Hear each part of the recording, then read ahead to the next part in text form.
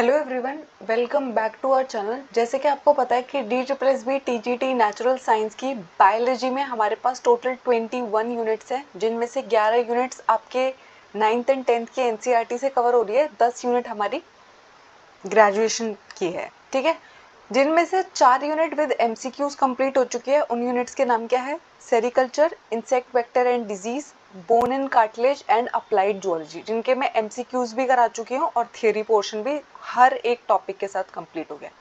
उसके बाद जो हमारी नेक्स्ट यूनिट हम कर रहे हैं वो है एक्वेटिक बायोलॉजी। ठीक है, तो एक्वेटिक बायोलॉजी में उन्होंने आपको 4 सब टॉपिक्स लिख के दिए हैं: aquatic biome, fresh water biology, marine biology and management of aquatic resource, जिसमें से एक्वेटिक बायोम मैं आपको कंप्लीट करा चुकी हूँ। उसके अलावा मैनेजमेंट ऑफ एक्वेटिक रिसोर्स हम स्टार्ट कर चुके हैं, जिसमें मैंने आपको क्या बताया था, वाटर पोल्यूशन क्या होता है और वाटर पोल्यूशन के डिफरेंट कॉजेज क्या होते हैं।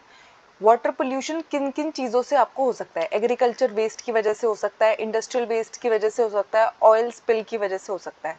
ठीक है, अब मैनेजमेंट ऑफ एक्वेटिक रिसोर्स में हमें क्या क्या पढ़ना था? कॉजेज ऑफ पोल्यूशन पढ़ने थे, जिसके अंदर हमें agriculture, industrial, thermal and oil spill पढ़ना है, जो हम इसके फर्स्ट लेक्चर में कंप्लीट कर चुके हैं, जो इससे पहले मैंने लेक्चर अपलोड किया था। ठीक है, आज हम पढ़ेंगे यूट्रिफिकेशन। ठीक है, उसके बाद हमें इस वाली यूनिट में क्या पढ़ना है? Management and conservation of aquatic resource, sewage treatment and water quality assessment. ठीक है, अब स्टार्ट करते हैं हम। आज यूट्रिफिकेशन क्या होता है? तो यूट्रिफिकेशन का मतलब क्या होता है? तो अगर आपकी है ना कोई झील है, ठीक है, लेक है, अगर उसके अंदर है ना न्यूट्रिएंट्स का लेवल बहुत ज़्यादा इंक्रीज हो रहा है, या किसी भी वाटर बॉडी, मोस्टली हम झीलों की बात करेंगे, लेकिन किसी और वाटर बॉडी यानी कि चाहे पॉन्ड भी है चाहे लेक है, उनके अंदर अगर न्यूट्रिएंट्स का लेवल बहुत ज़्यादा इंक्रीज हो रहा है, किसकी वजह से? क्योंकि जो आपकी लैंड है वहाँ से जो पानी के साथ बह के न्यूट्रिएंट्स आ रहे हैं वो उसमें ऐड हो रहे हैं, और जिसकी वजह से है ना वहाँ पे प्लांट लाइफ की ग्रोथ बहुत ज़्यादा बढ़ गई है। उस प्रोसेस को हम क्या कहते हैं? यूट्रिफिकेशन कहते हैं। यूट्रिफिकेशन बहुत बार DSSB एग्जाम में आपसे पूछता है कि यूट्रिफिकेशन का मतलब क्या होता है। तो excessive richness of nutrients in water body. ठीक है, तो अगर आपकी वाटर बॉडी के अंदर न्यूट्रिएंट्स का लेवल बहुत ज़्यादा इंक्रीज कर जाता है, जिसकी वजह से क्या होता है?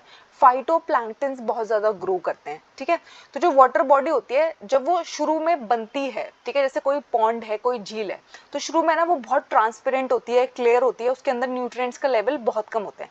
जैसे जैसे एजिंग बढ़ती जाती है, उसकी एज बढ़ती जाती है, टाइम बढ़ता जाता है, तो उसके अंदर है ना बहुत सारे सेडिमेंट्स आते हैं, ठीक है, बहुत सारे मिनरल्स आते हैं। तो जब है ना मिनरल्स और न्यूट्रिएंट्स का लेवल इंक्रीज हो जाता है, और पर्टिकुलरली हम किन की बात कर रहे हैं? नाइट्रोजन एंड फॉस्फोरस की बात कर रहे हैं। तो अगर आपकी वाटर बॉडी के अंदर नाइट्रोजन एंड फॉस्फोरस का लेवल इंक्रीज होते जा रहा है, ठीक है, ऑर्गेनिक मैटर बढ़ते जा रहे हैं, जिसकी वजह से है ना एल्गल ब्लूम आ रहा है। एल्गल ब्लूम का मतलब होता है, अगर कभी आपने किसी वाटर बॉडी को देखा, किसी झील को देखा, किसी तालाब को देखा, और आपने देखा उसके ऊपर है ना बहुत ज्यादा ग्रीन ग्रीन कलर का जमा हुआ है, जिसको हम काई बोल रहे होते हैं, ठीक है, ये फिर कभी कभी आपको है ना रेड भी दिख रहा होगा, ठीक है, रेड एल्गल ब्लूम आपने देखा ना, टाइड्स के अंदर आता है, डिफरेंट डिफरेंट कलर्स होते हैं, क्योंकि एल्गी ग्रो कर जाती है, फाइटोप्लैंक्टन्स ग्रो कर जाते हैं। किसकी वजह से? क्योंकि उसके अंदर है ना नाइट्रोजन एंड फॉस्फोरस का लेवल बहुत हाई है। तो जब है ना हमारी वाटर बॉडीज के अंदर न्यूट्रिएंट्स का लेवल इंक्रीज हो जाता है, ठीक है, मोस्टली कौन से न्यूट्रिएंट्स की बात हो रही है? नाइट्रोजन एंड फॉस्फोरस की बात हो रही है। तो नाइट्रोजन एंड फॉस्फोरस का लेवल जब इंक्रीज कर जाता है, इस प्रोसेस को हम क्या कहते हैं? यूट्रिफिकेशन कहते हैं। ठीक है, तो अगर आपसे नॉर्मल डेफिनेशन पूछी जाए कि यूट्रिफिकेशन क्या होता है, तो न्यूट्रिएंट्स का जब लेवल इंक्रीज होता है, मोस्टली नाइट्रोजन एंड फॉस्फोरस, उसको हम कहते हैं यूट्रिफिकेशन। मोस्टली आपकी लेक्स की बात होगी, झीलों की बात ज्यादा हो रही होती है, तालाबों की बात ज्यादा हो रही होती है यहाँ पे। ठीक है, अब यूट्रिफिकेशन में क्या होता है? अब यहाँ पे क्या होता है, बहुत सारे जो न्यूट्रिएंट्स है, मोस्टली क्या है, नाइट्रोजन एंड फॉस्फोरस, इनका जो लेवल इंक्रीज हो रहा है, अब इसकी वजह से क्या होगा, बहुत सारे फाइटोप्लैंक्टन्स ग्रो कर जाते हैं। अब बहुत सारे फाइटोप्लैंक्टन जो ग्रोथ कर जाते हैं, तो ये क्या करते हैं, जो पूरा का पूरा हमारा अपर सरफेस है ना उसको कवर कर लेते हैं। अब इन्होंने कवर कर लिया, जो सन की लाइट आनी थी, ठीक है, सनलाइट आनी थी नीचे हमारे एक्वेटिक प्लांट्स तक, एनिमल्स तक पहुंचनी थी, वो नहीं पहुंच पाती है, और बहुत सारी एल्गल ब्लूम जो है, जो ये एल्गी ग्रो कर गई है, ये धीरे धीरे मरती रहती है, और नीचे सेडिमेंट्स जमा होते रहते हैं, जिसकी वजह से है ना ऑर्गेनिक मैटर जो होता है वो इंक्रीज होता रहता है। ठीक है, सेग्रीगेट कर रहे होंगे, यानी कि इसके बॉटम में क्या होगा, बहुत सारे डेड फ्लोरा एंड फोना आपको दिखाई देंगे। क्यों? क्योंकि वहां पे सही से लाइट पहुंच नहीं पा रही है, सनलाइट पेनिट्रेट नहीं कर रही है, एक्वेटिक लाइफ को क्या हो रहा है वहां पे सही से सनलाइट नहीं मिल पा रही है, ठीक है। नाइट्रोजन एंड फास्फोरस की वजह से क्या हुआ, जैसे ही आपके वाटर बॉडी के अंदर नाइट्रोजन फास्फोरस का लेवल इंक्रीज हुआ तो उन्होंने फाइटोप्लैंक्टन की ग्रोथ बढ़ा दी। फाइटोप्लैंक्टन ने क्या किया, आपकी वाटर बॉडी के अपर सरफेस को कवर कर लिया, ठीक है। इसको हम क्या बोलते हैं, एल्गल ब्लूम बोलते हैं, ठीक है। तो फाइटोप्लैंक्टन ने जो कवर कर लिया उसकी वजह से सनलाइट जो है वो डीपर लेवल पे पेनिट्रेट नहीं कर पा रही है, और नीचे की जो हमारी एक्वेटिक लाइफ है उसको जो है ना ऑक्सीजन कम मिल पा रहा है, डिसॉल्व ऑक्सीजन उसका कम हो रहा है, ठीक है। टर्बिडिटी की वजह से उसको सनलाइट कम पेनिट्रेट हो पा रही है, तो बहुत सारी जो एल्गी है वो क्या करेगी, मरना शुरू कर देती है और नीचे सेडिमेंट में जमा होना शुरू कर देती है। अब देखो बहुत सारा अगर वहाँ पे डीकम्पोजिशन हो रहा है तो उस प्रोसेस में बहुत सारा ऑक्सीजन लगेगा। अब ऑक्सीजन यूज हो रहा है तो आपका जो डिसॉल्व ऑक्सीजन का लेवल है वो कम हो जाएगा। डिसॉल्व ऑक्सीजन का लेवल कम हो जाएगा तो क्या होगा, हमारी और एक्स्ट्रा जो एक्वेटिक लाइफ है वो डिस्टर्ब होनी शुरू हो जाएगी, हमारी फिशेस की मोर्टेलिटी इंक्रीज हो जाएगी, ठीक है। ये हमारा पूरा का पूरा प्रोसेस होता है यूट्रिफिकेशन का, ठीक है। अब यूट्रिफिकेशन होता किस किस कारण से, इसके कॉजेस क्या है, तो एक तो कारण है इंडस्ट्रियल वेस्ट। इंडस्ट्री से ना बहुत सारे न्यूट्रिएंट्स अगर आपके उसमें आ रहे हैं, ठीक है, नाइट्रोजन, फास्फोरस, कैल्शियम, बहुत सारी इंडस्ट्रीज होती है जिसके अंदर है ना बहुत सारे मिनरल्स एंड न्यूट्रिएंट्स आपके वाटर बॉडीज के अंदर डाले जाते हैं। तो एक तो इंडस्ट्रियल वेस्ट की वजह से आपका यूट्रिफिकेशन हो सकता है। आप जो घर में जो बहुत सारा वेस्ट आप डिस्पोज ऑफ करते हो, जो आपके घर से गंदा पानी आ रहा है, सीवेज वाटर आ रहा है, उसके अंदर ये नाइट्रोजन एंड फास्फोरस का कंटेंट हो सकता है। हमारा जो वेस्ट होता है, ठीक है, एनिमल वेस्ट है, प्लांट वेस्ट है, ठीक है, हमारा जो एक्सक्रीटेड वो है उसके अंदर से मिल सकता है। आपके जो एग्रीकल्चर, आपको पता है ना हमारा जो फर्टिलाइजर्स होता है उसके अंदर है ना नाइट्रोजन एंड फास्फोरस का कंटेंट बहुत हाई होता है। तो अगर वो वाटर जिसके अंदर है ना हमारी जो लैंड पे हमने खाद डाला, ठीक है, उस खाद के अंदर क्या था, आपका नाइट्रोजन एंड फास्फोरस का लेवल बहुत हाई था, स्पेशली फॉस्फेट बहुत हाई होता है, ठीक है। तो फॉस्फेट का जो फर्टिलाइजर है अगर वो आपकी वाटर बॉडी के साथ जाके मिक्स हो रहा है तो उसने क्या किया, आपकी वाटर बॉडी के अंदर उसने नाइट्रोजन फास्फोरस का लेवल इंक्रीज कर दिया। नाइट्रोजन फास्फोरस का लेवल इंक्रीज कर दिया तो क्या हो गया, यूट्रिफिकेशन हो गया। तो एग्रीकल्चर वेस्ट के थ्रू भी यूट्रिफिकेशन हो सकता है, इंडस्ट्रियल वेस्ट के थ्रू भी हो सकता है, एटमॉस्फेरिक वेस्ट के थ्रू भी हो सकता है। आपके एटमॉस्फेयर में भी नाइट्रोजन एंड फास्फोरस प्रेजेंट होता है, तो वो जाके अगर धीरे धीरे आपकी वाटर बॉडी के अंदर एक्यूमुलेट हो रहे हैं तो क्या करना शुरू करेंगे, एल्गल ब्लूम लाना शुरू करेंगे। एल्गल ब्लूम की वजह से क्या होता है, हमारी जो नीचे की एक्वेटिक लाइफ है, फिशेज है, उनके अंदर मोर्टेलिटी का लेवल बढ़ने लग जाता है क्योंकि डिसॉल्व ऑक्सीजन कम होने लग जाती है। डिसॉल्व ऑक्सीजन क्यों कम होती है, क्योंकि जो हमारी एल्गीज है, ऑर्गेनिक वेस्ट है, ठीक है, उसके डिकम्पोजिशन में बहुत सारा ऑक्सीजन यूज्ड अप हो रहा है, ठीक है। तो यूट्रिफिकेशन के कॉजेज आपसे पूछे जा सकते हैं एग्जाम में, यूट्रिफिकेशन क्या होता है ये आपसे पूछा जा सकता है। और यूट्रिफिकेशन को है ना नेचुरल एजिंग ऑफ लेक भी कहते हैं, यानी कि आपकी जो लेक है वो बूढ़ी हो रही है, उसकी जो नेचुरल एजिंग हो रही है तो उसके अंदर क्या हो रहा है, आपके न्यूट्रिएंट्स के लेवल इंक्रीज होते जा रहे हैं। यानी कि विद टाइम उसके अंदर है ना, पहले वो एकदम क्लियर थी, उसकी जो तली थी उसमें कुछ भी सेटल्ड नहीं था, बहुत सारे सेडिमेंट्स नहीं थे, विद टाइम, ठीक है, धीरे धीरे जाके उसमें बहुत सारे सेडिमेंट्स के थ्रू बहुत सारे मिनरल्स ऐड हो गए। तो इसको हम क्या बोलते हैं, यूट्रिफिकेशन को कभी कभी पूछ लिया जाएगा कि नेचुरल एजिंग ऑफ लेक कहते हैं क्या, तो बिल्कुल सही बात है, ठीक है। तो नाइट्रोजन और फास्फोरस का जो एडिशन होता है वो प्लैंक्टोनिक ग्रोथ को प्रमोट करता है, यानी कि आपके जो फाइटोप्लैंक्टन्स है, प्लैंक्टन्स है, वो बहुत ज़्यादा ग्रो करने लग जाते हैं। क्यों, क्योंकि उसको न्यूट्रिएंट्स चाहिए, अब उसको न्यूट्रिएंट्स मिल गए हैं, ठीक है। नाइट्रोजन एंड फास्फोरस क्या करते हैं, प्लैंक्टोनिक ग्रोथ को इंक्रीज करते हैं, जिसकी वजह से क्या होता है, एल्गल ब्लूम आता है। एल्गल ब्लूम का मतलब होता है जब आप अपनी वाटर बॉडी को देखोगे ना उसके ऊपर आपको पूरा एल्गी एल्गी दिखेगा, ठीक है। ग्रीन कलर की एल्गी बहुत कॉमन होती है, अगर आप गाँव में कभी जाओगे और तालाब या जोहड़ आपने देखे तो वहाँ पर बहुत आराम से आपको एल्गल ब्लूम दिख जाएगा, ठीक है। यूट्रिफिकेशन क्या होता है, दो तरीके का होता है, एक तो होता है नेचुरल एजिंग, विद टाइम उसके अंदर जाके एग्रीकल्चर वेस्ट के थ्रू, एटमॉस्फेरिक वेस्ट के थ्रू, इंडस्ट्रियल वेस्ट के थ्रू, टाइम के थ्रू उसमें बहुत सारे जाके न्यूट्रिएंट्स का लेवल इंक्रीज हो गया। दूसरा तरीका होता है एक्सिलरेटेड यूट्रिफिकेशन, यानी कि जब है ना, एक तो होता है नेचुरली उसके अंदर इंक्रीज हो रहा है, एक हो रहा है हमारी एक्टिविटीज की वजह से, मैन जो एक्टिविटी कर रहा है, मैन जो सारे के सारे वेस्ट को डिस्पोज ऑफ कर रहा है, इंडस्ट्रीज और होम से जो सारे के सारे वेस्ट प्रोडक्ट्स निकाल रहा है, पोल्यूशन जो वो कॉज कर रहा है, उसकी वजह से जब बहुत जल्दी ये प्रोसेस होने लग जाता है, यानी कि नेचुरल एजिंग के बजाय क्या हो रहा है, मैन मेड एक्टिविटी की वजह से अगर ये न्यूट्रिएंट्स का लेवल बढ़ रहा है, तो इसको हम क्या बोलते हैं, कल्चर्ड और एक्सिलरेटेड यूट्रिफिकेशन बोलते हैं। तो आपसे कभी कभी पूछा जा सकता है कि यूट्रिफिकेशन कैसा हो सकता है, एक तो होता है नेचुरल और एक होता है एक्सिलरेटेड। जब आप गाड़ी चलाते हो कहते हैं ना एक्सिलरेटर पे पैर रखो, तो एक्सिलरेटर पे पैर रखने का मतलब क्या होता है, स्पीड में आ जाना, किसी भी चीज का प्रोसेस फास्ट कर देना, ठीक है, तो उसको हम क्या कहते हैं, एक्सिलरेट करना कहते हैं। तो अगर हमारी एक्टिविटीज की वजह से, अगर किसी एज की नेचुरल एजिंग 50 साल में होनी है, लेकिन ह्यूमन की एक्टिविटीज की वजह से वो 10 साल में ही एज कर जा रही है, बूढ़ी हो जा रही है, ठीक है, तो उसको हम क्या कहेंगे, एक्सिलरेटेड यूट्रिफिकेशन कहेंगे। तो वो सारे पॉल्यूटेंट्स जो मैन की वजह से डिस्पोज किए जाते हैं वाटर बॉडी के अंदर और जिसकी वजह से क्या होता है, यूट्रिफिकेशन बढ़ता है, उसको हम कहते हैं एक्सिलरेटेड यूट्रिफिकेशन। और एक होता है नेचुरल, जिसमें है ना नेचर की वजह से थोड़े से उसमें न्यूट्रिएंट्स एंड फास्फोरस का लेवल इंक्रीज होता रहा, ठीक है। अब देखो, अब जैसे लेक की फर्टिलिटी बढ़ रही है, बहुत सारे न्यूट्रिएंट्स अगर उसमें आ गए हैं तो क्या होगा, एनिमल और प्लांट की लाइफ के लिए बहुत सारे अब ऑर्गेनिक वेस्ट जो है वो नीचे बॉटम में डिपॉजिट होना शुरू हो गए, क्योंकि क्या हो रहा है, हमारी जो एल्गी मर रही है, फिशेस मर रही है, वो सब जाके बॉटम में बैठ रहे हैं, उसकी वजह से हमारा ऑर्गेनिक वेस्ट इंक्रीज हो रहा है। ऑर्गेनिक वेस्ट अगर इंक्रीज हो रहा है, सेल्ट और ऑर्गेनिक डेब्री अगर बहुत ज्यादा इकट्ठी हो रही है, तो हमारी जो लेक है उसकी जो डेप्थ है वो कम होती जाएगी, उसका जो टेम्परेचर है वो गर्म होता जाएगा, ठीक है। और अब जो वार्म वाटर ऑर्गेनिज्म है, ठीक है, वो वहां पर ज्यादा हो जाएंगे और वो सरवाइव नहीं कर पाएंगे जो कोल्ड वाटर में रहना पसंद करते हैं, ठीक है।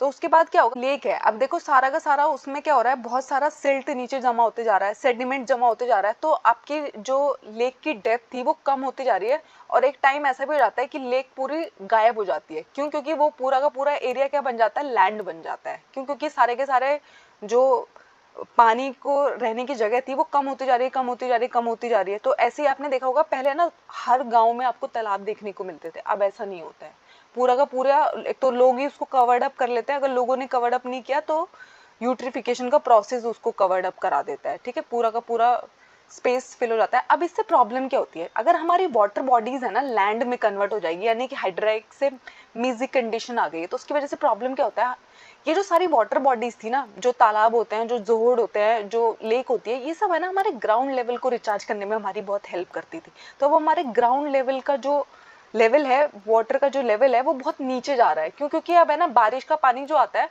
वो सीपी नहीं कर पाता है ठीक से, है ना, लैंड में सीपी नहीं कर पाता, अंदर ही नहीं जा पाता है, ठीक है, ऐसे ही सीवर्स में घूमता रहता है, डायरेक्टली चला जाता है, क्योंकि सारा का सारा एरिया क्या हो गया, सीमेंटेड हो गया है, ज्यादातर एरिया कैसा है, सीमेंटेड है, ठीक है। तो इसकी वजह से क्या प्रॉब्लम आती है, आपका जो ग्राउंड वाटर लेवल है उसका लेवल नीचे जा रहा है, बहुत ज्यादा नीचे जा रहा है। अब होता है एल्गल ब्लूम, क्या होता है, तो एल्गल ब्लूम का मतलब होता है जो आपकी लेक है, ठीक है, उसके पूरे सरफेस पे एल्गी ने कवर अप कर लिया है, ठीक है। अब इसकी वजह से क्या हो रहा है, लाइट जो है वो पेनिट्रेट नहीं कर सकती, यानी कि आपके जो सरफेस के नीचे की एक्वेटिक लाइफ है उस तक है ना क्या नहीं पहुंच पा रही है, सनलाइट नहीं पहुंच पा रही है, ठीक है। इसकी वजह से क्या होता है, जो बाकी की अंदर वाली एल्गी है वो मरना शुरू कर देती है और डिकम्पोजिशन उसका स्टार्ट हो जाता है, ठीक है। मैंने अभी आपको उस डायग्राम में दिखाया था ना, देखो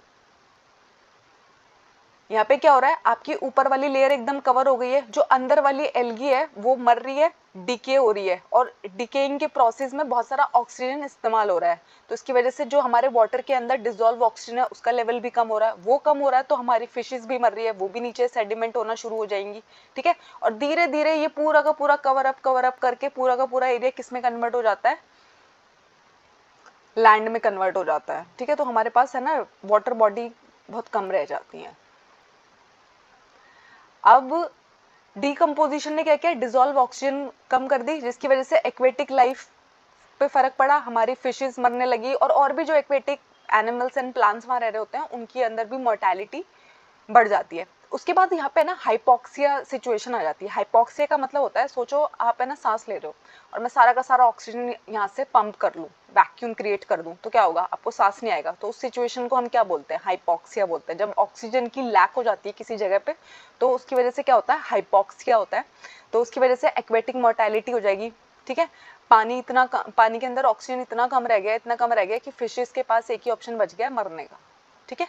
उसके अलावा क्या होता है, चेंज आ जाता है कलर में और स्मेल में। आप देखोगे जहाँ पे ना बहुत सारा डिकम्पोजिशन हो रहा होगा अंदर, तो वहाँ पे ना स्मेल भी तो बहुत अच्छी रहेगा। अगर आप एक ऐसी लेक के पास गए हो जो बहुत ही सुंदर है, मेंटेन है, ठीक है, इसका कलर एकदम साफ है, वाटर ट्रांसपेरेंट है, वहाँ पे आपको कोई बदबू नहीं आएगी, उसका कलर भी आपको एकदम वाटर जैसा कलर दिखाई देगा। लेकिन अगर आप एक ऐसी लेक के पास गए हो जिसके अंदर है ना यूट्रिफिकेशन हो रहा है, एल्गल ब्लूम बहुत ज्यादा हो रहा है, तो उसके अंदर क्या होगा, उसका लेक का जो कलर होगा वो भी एल्गी के ऊपर डिपेंड कर रहा होगा, ठीक है। ग्रीन कलर की एल्गी ग्रो कर रही होगी तो ग्रीन कलर दिखाई देगा, रेड कलर की एल्गी ग्रो कर रही होगी तो आपको रेड कलर दिखाई देगा, ठीक है। उसके अंदर से आपको स्मेल भी आएगी, बहुत अजीब सी स्मेल आएगी, क्योंकि डिकम्पोजिशन हो रहा है वहाँ पे, बहुत ज्यादा डिकम्पोजिशन है। अब लॉस ऑफ बायोडाइवर्सिटी तो हो गई, क्योंकि इतनी सारी एक्वेटिक लाइफ, इतनी सारी फिशेज, इतने सारे एक्वेटिक प्लांट्स एंड एनिमल्स की डेथ हो रही है हाइपोक्सिया की वजह से, ऑक्सीजन का लेवल बहुत कम होने की वजह से। तो क्या हो रहा है, ये लॉस ऑफ बायोडाइवर्सिटी हो रहा है, ठीक है। उसके अलावा है ना टॉक्सिक स्पीसीज की ग्रोथ इंक्रीज हो जाती है। आपको पता है एक प्लांट को हम लेके आए थे उसकी ऑर्नामेंटल प्रॉपर्टी की वजह से, जिसको हम क्या बुलाते हैं, वाटर हाइसिंथ बुलाते हैं। आपने है ना वाटर बॉडीज के पास है ना बहुत बार देखा होगा। तो उस प्लांट को हम लेके तो आए थे कि हमारी जो वाटर बॉडीज है वो बहुत सुंदर लगा करेंगे, लेकिन उसने क्या कर दिया, वो हमारे लिए एक प्रॉब्लम बन गया। उसको हम टेरर ऑफ बंगाल भी कहते हैं, ठीक है। तो टेरर ऑफ बंगाल उस प्लांट का नाम है, जिसका एक और नाम है वाटर हाइसिंथ। तो वो है ना पूरी की पूरी वाटर बॉडी को कवर कर लेता है, ठीक है, पूरा वही ग्रो करने लग जाता है। हर जगह आपको है ना वो प्लांट ही प्लांट दिखाई देगा कई कई वाटर बॉडीज के ऊपर। उसकी वजह से क्या होता है, नीचे का जो ऑक्सीजन लेवल है वो बहुत लो हो जाता है, ठीक है, लाइट पेनिट्रेट नहीं कर पाती है। सेम प्रॉब्लम क्रिएट करता है एल्गल ब्लूम।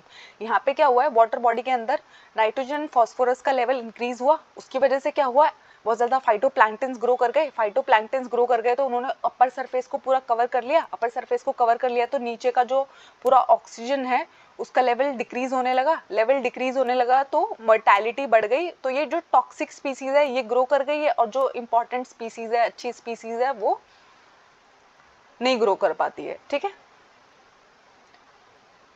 ये देखो इस तरीके से दिखेगी आपको वो वाटर बॉडी। जब आप उस वाटर बॉडी को देखोगे ना तो आपको है ना नीला साफ सुथरा पानी देखने के बजाय ये ऐसे हरा गंदा सा पानी दिखाई देगा। क्यों, इसके ऊपर क्या ग्रो कर रहे हैं, यहाँ पे है ना बहुत सारे फाइटोप्लैंक्टन्स ग्रो कर रहे हैं, ठीक है। ये ग्रीन एल्गी ग्रो कर रही है, यानी कि ये क्या है, एल्गल ब्लूम कहते हैं इसको, ठीक है। एल्गी ब्लूम कर गई है, किसकी वजह से होता है, यूट्रिफिकेशन की वजह से होता है। यूट्रिफिकेशन के दो टाइप होते हैं, एक होता है नेचुरल और एक होता है एक्सेलरेटेड। ह्यूमन एक्टिविटी की वजह से हो रहा है तो एक्सेलरेटेड कहलाता है, नेचुरली हो रहा है तो नेचुरल एजिंग कहलाता है, ठीक है। उसके बाद आता है बायोलॉजिकल मैग्निफिकेशन, बहुत बार एग्जाम में पूछा जाता है, ठीक है। तो क्या होता है, अगर आपका कोई टॉक्सिक सब्सटेंस है, जैसे इंडस्ट्रीज से वाटर आया, उसके अंदर है ना बहुत सारे केमिकल्स प्रेजेंट थे, ठीक है, धीरे धीरे है ना वो एक्वेटिक फूड चेन के अंदर एंटर कर गए, ठीक है। तो जब है ना बायोमैग्निफिकेशन का मतलब होता है जब है ना किसी टॉक्सिक सब्सटेंस की कॉन्सेंट्रेशन हर एक फूड लेवल पे इंक्रीज होती जा रही है। आपको पता है फूड चेन के हर एक लेवल को हम क्या बुलाते हैं, ट्रॉफिक लेवल बुलाते हैं। तो ट्रॉफिक लेवल पे जैसे कि सोचो सबसे पहले फाइटोप्लैंक्टन्स है, तो फाइटोप्लैंक्टन्स के अंदर वो केमिकल्स आया, फाइटोप्लैंक्टन्स को खाएंगे जू प्लैंक्टन्स, तो वहां पे उसकी कॉन्सेंट्रेशन और इंक्रीज हो जाएगा। जू प्लैंक्टन्स को खाएंगे हमारी स्मॉल फिशेस, स्मॉल फिशेस को खाएंगे हमारे बिग फिशेस। तो क्या होगा, हर एक ट्रॉफिक लेवल पे जब केमिकल्स का कॉन्सेंट्रेशन इंक्रीज होते जा रहा है, नेक्स्ट ट्रॉपिक लेवल को पास होते जा रहा है वो केमिकल, क्यों, क्योंकि वो बॉडी को मेटाबोलाइज नहीं हो रहा है। मेटाबोलाइज का मतलब क्या होता है, आपने कोई चीज खाई, उसको आपकी बॉडी ने इस्तेमाल कर लिया तो मेटाबोलाइज हो गया। अगर वो चीज है ना आपकी बॉडी मेटाबोलाइज नहीं कर रही है और वो है ना आगे पास ऑन हो रही है, तो उसको हम क्या बोलते हैं, बायोलॉजिकल मैग्निफिकेशन बोलते हैं, ठीक है। और ये हमें किस केस में देखने को मिला था, डीडीटी। तो डीडीटी है ना एक इंसेक्टिसाइड है, मरकरी और डीडीटी जो है ये पॉइजनस सब्सटेंसेस है। तो जब है ना डीडीटी का इस्तेमाल बहुत ज्यादा किया जाता था ना खेतों में, तो क्या होने लगा, अब देखो इस डायग्राम से देखो आपको समझ आएगा।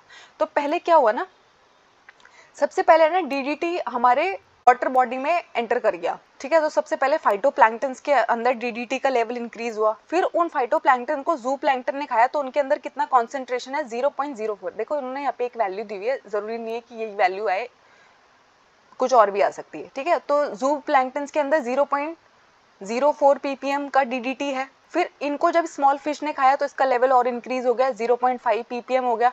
इसको बड़ी फिश ने खाया, ठीक है।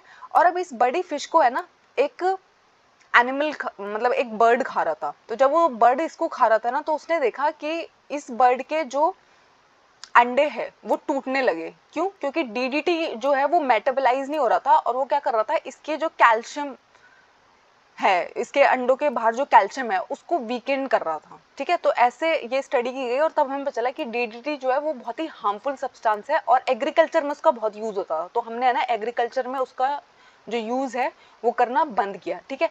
अब DSSB ने इस क्वेश्चन को कैसे दिया था, तो DSSB ने क्या किया था, उन्होंने है ना ये आपको एक फूड चेन बना के दी थी। तो उन्होंने क्या किया, सबसे पहले उन्होंने जू प्लैंकटन लिखा, फिर स्मॉल फिश लिखा, लार्ज फिश लिखा और बर्ड लिखा।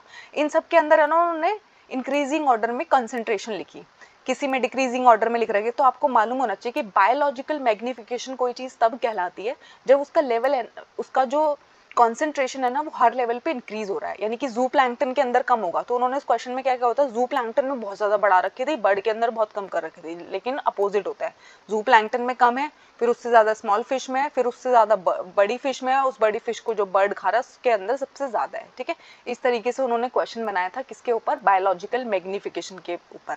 आपको मालूम होना चाहिए कि बायोलॉजिकल मैग्निफिकेशन क्या होता है, यूट्रिफिकेशन क्या होता है, यूट्रिफिकेशन के कॉजेज क्या होते हैं, ठीक है, और जो हमारे वाटर पोल्यूशन है उसके कॉजेज क्या क्या होते हैं, ठीक है, कौन सा रीज़न होता है। थैंक यू, आई होप आपको इसमें कोई डाउट नहीं है। अगर कोई डाउट है तो मुझे कमेंट्स में ज़रूर पूछिएगा। हमारे चैनल को शेयर कीजिएगा, सब्सक्राइब कीजिएगा, लाइक कीजिएगा, ठीक है। हमारी 4 यूनिट कंप्लीट हो चुकी है, 5th यूनिट अब हमारी चल रही है, that is aquatic biology. Thank you.